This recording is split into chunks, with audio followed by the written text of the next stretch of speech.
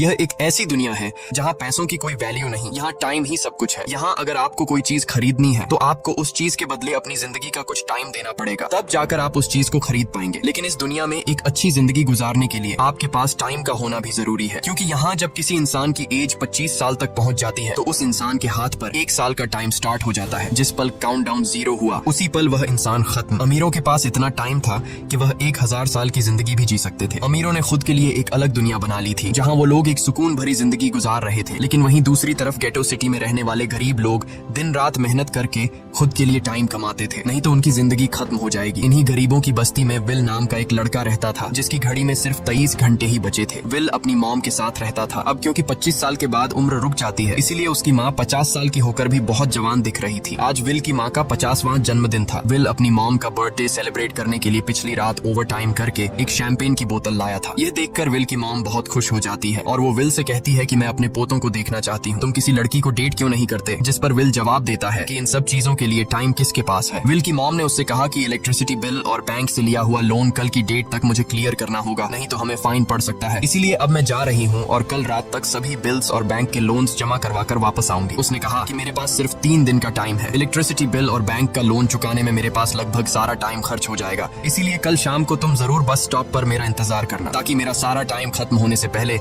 मैं तुमसे कुछ टाइम ले सकूं। इस पर विल ने कहा ठीक है, मैं टाइम पर पहुंच जाऊंगा। जाने से पहले विल की माँ विल के हाथ को छूकर उसकी बॉडी में 30 मिनट ट्रांसफर करती है ताकि विल अच्छा नाश्ता खरीद कर खा सके। इसके बाद दोनों अपने अपने काम पर निकल गए। रास्ते में विल के पास एक छोटी बच्ची आती है। वो विल को एक कैप्सूल देकर विल से उसका थोड़ा सा टाइम मांगती है। विल मुस्कुराते हुए उस छोटी बच्ची को कैप्सूल में अपनी जिंदगी का 5 मिनट का टाइम दे देता है और वह चली जाती है। यहाँ हमें पता चलता है कि यह लोग अपने टाइम को एक कैप्सूल में स्टोर भी कर सकते हैं, जिससे यह लोग कभी भी यूज और ट्रांसफर कर सकते हैं। इसके बाद विल काम के लिए फैक्ट्री पहुंच जाता है। काम शुरू करने से पहले वह कॉफी लेने जाता है, लेकिन वहाँ वह देखता है कि हर एक चीज का दाम डबल हो गया है। जहाँ पहले कॉफी 2 मिनट की मिलती थी, अब उसका प्राइस डबल होकर 4 मिनट हो चुका है। यहाँ पर कभी भी किसी चीज का भी दाम बढ़ा दिया जाता है बिना किसी अनाउंसमेंट के। ये बात विल को बहुत बुरी लगती है। मजबूरी में विल ने भी कॉफी के लिए अपनी जिंदगी के 4 मिनट पे किए और काम पर लग गया। दिन भर के काम के बाद रात के वक्त विल अपने दोस्त के साथ एक बार में जाता है। विल का दोस्त 1 नंबर का शराबी था। वह हर वक्त शराब के नशे में टली रहता। विल का दोस्त विल को इशारे में बताता है